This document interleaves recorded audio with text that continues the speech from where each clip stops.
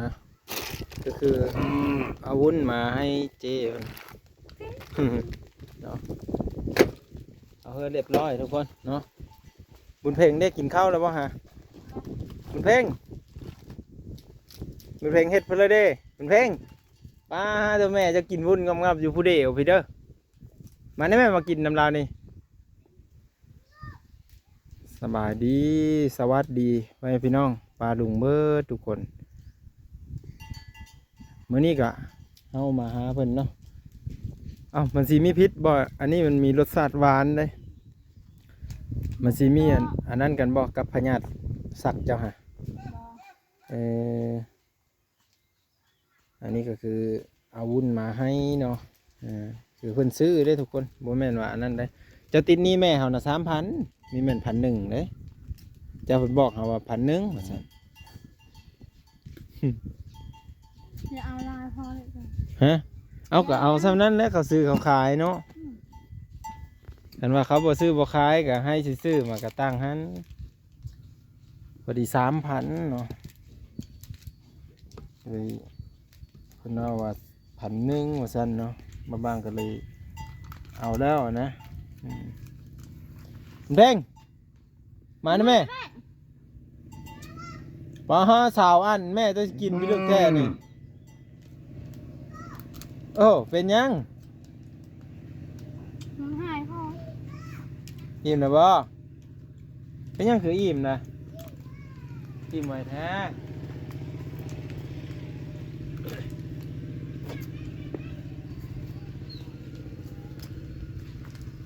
โอ้มันหายบ่เป็นเรื่องคือหายกันอยากได้อยากลายแม่กินผู้เดียวเลยเนาะสาวอันเนาะโอ้แดดแห่งนี้ทุกคนไอแดดแบบคือฝนสิตกแต่นั่นว่าสิเข้าไปในเมืองอยู่ทุกคนเป็นผักปลาผักเครื่องมาพี่น้องได้นอนมาอะไรเบิ่งน้องนะมาพี่เป็นเรื่องคือมีไปกินนะแม่จนน้องไว้ไปเส้นแหละนะสีนอนอีกเลยเป็นยังคือเป็นไอ้อุตส่าห์เอามาเฮอไปยังบ่เข้าอยู่เหอะนะยังลายบ่มาพี่แต่ว่าสู้ให้พังนี่มั้ยเป็นยังบุญเพ่งคนบักเก่งๆว่าสิเป็นไม่ใช่เบิ่งแน่น้องจะนอนโปท่านั่นเลยเพ่งเบิ่งดูฮะเพิ่นน่ะนอนแบบอันนั้นเลยนะทุกคนโควิดเขาตีนชนะโคตรลงง่องแต่ว่าเขาก็นอนไปนั่นเขาดิทางนี้ดิเป็นไปไหนลุกมั้ยพอสุไอทางเป็นยังก็ไม่กินเจ้ามักเลยแท้ยังไม่กินแม่ให้บ่พอสุไอผังตีฮะ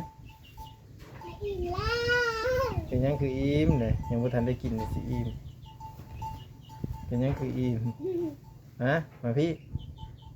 บุญเพ่งมาว่าสุพังก่อนเบิ้ง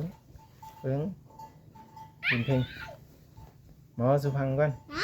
เป็นยังไงแม่ให้นั่นนี่แม่ให้บ่เป็นยังไงนั่นแม่มีให้เห็นยัง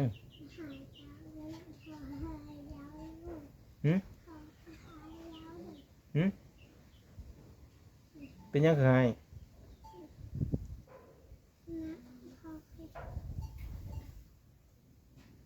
พอจะให้บ่เป็นยังไงแล้วบุญเพ่งมันนี่ย่าได้ซะทุกคนบุญเพ่งเพิ่นเงาะแม่เพิ่นแล้วเนาะบุญเพ่งเงาะแม่เพิ่นมาเด้อเบิ่งแน่รถทีบนี่สิเอามือเด้อนี่เอามาแล้วเอาเสื้อรถจักรมือเลยนี่ที่โทถึงว่าแดดโง่จนเอามาสาวเมื่อยอกโวกกันไหนไปขี้ควายไปห้ามสินควายแล้วบ้างนั่งเบาทานั่นก็ตอนไหลยายสินมั้ยยายสิ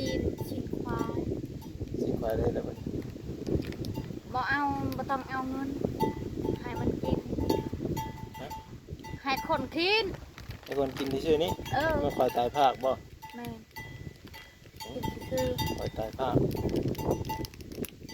Thường bạn. Mình bè tai. Mình khoai hả. Lúc vào đây. Mình lúc vào đây đều. Tên bèn nó bác. ตอนนี้ควายอยืดเสื้อตอนนี้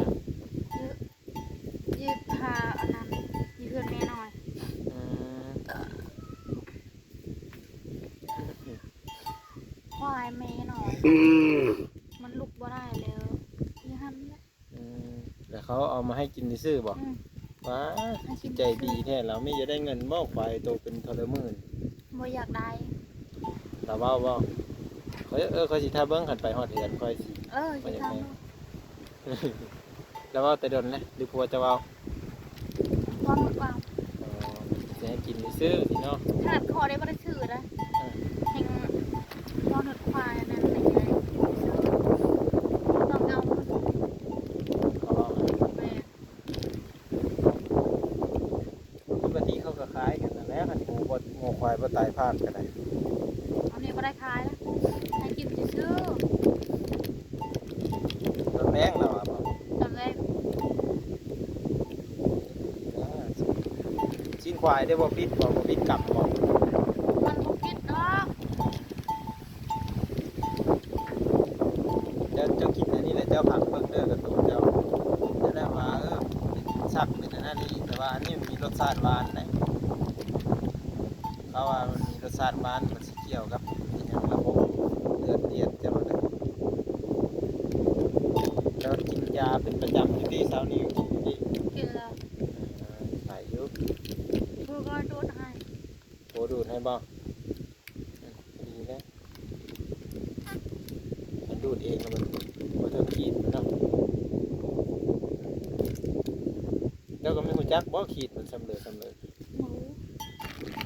จะให้เราดูดให้เธอหนึ่งกับเบิ้งเอาเนี่ย ก็ได้tự tràเด้อน างร้อยห้ำผู้เดียวเลยนั่นนี่ที่มีเอาไว้ให้เราได้บ่ สบายให้บุญมีแน่ เอาไว้ดีๆกว่าไม่ญาติดอกเป็นญาติเฮาแง่มผู้เป็นว่าก็ได้ มันสิกินแซ่บอยู่ ไม่แต่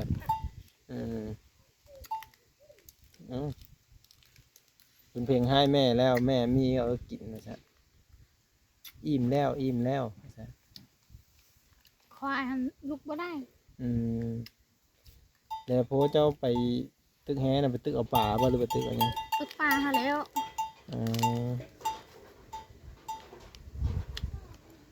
พอเลยกิน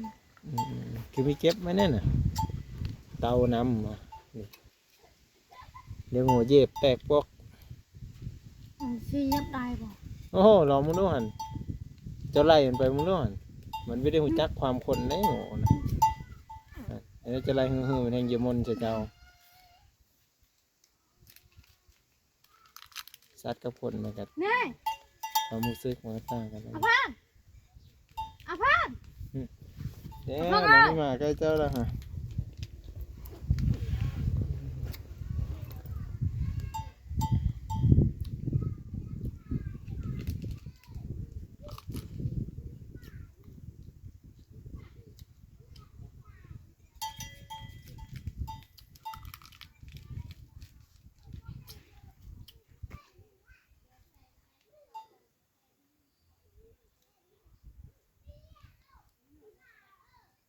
นี่ล่ะ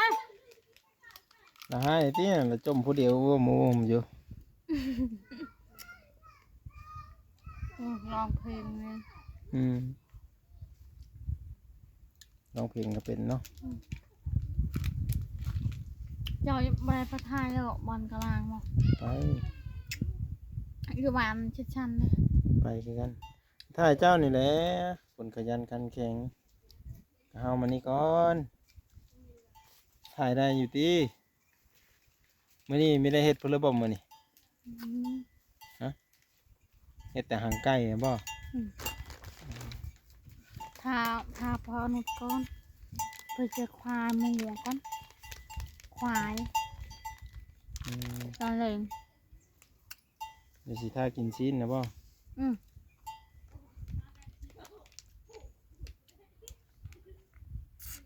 ห้าคนละลายพอมันอ้วน5 คนละลายเลยก็ควางงู อืมนั่นเนาะอันนี้คือนางร้อยว่า เจ้าเลยไปเอาลูก กันงูควายตายภาคไม่จะเอาได้ มันจะไล่ เนี่ยมันติดฉะนั้นมันสิมาติดงูติดควายอีกสิง่า เจ้ามีบ่ควาย นี่ งูเด้ นี่เนี่ยมันติดเนี่ยมันตายมันสิง่า เนี่ยสิประมาณนี้แหละทุกคนเลยก็คือเอาวุ้นมะพร้าวมาส่งเพิ่นแล้วก็สิเข้าไปในเมืองกันเลยว่า ไป สิ ตอ มาน หา เล่นเด้อตอนเล่นเด้อ เอาเขาแรงแล้วว่าอันนี้สิแรงยังโมงนี่ 12 โมง อันนี้ฮะโอ้จะมัน3 โมงเลย เข้าห้องแล้ว แต่วันนี้สิแรงจักโมงโพจะไปได้สะจะกินข้าวข้าวเพื่อตอนเพลนนี่ ยังเราทำพินเก้า คือไม่กินเลย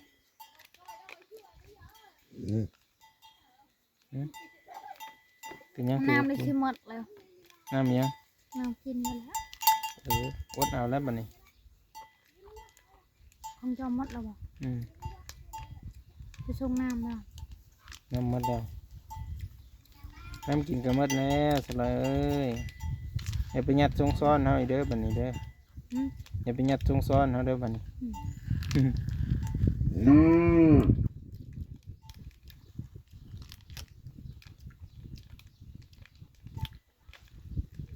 โอ้บุญเพลงแล้วไม่มาที่น้องบุญเพลงเนาะ เยอะนะ เอ้าไปซื้อขนมไปซื้อน้ำปั่นไปไปนะไปนะ เดี๋ยว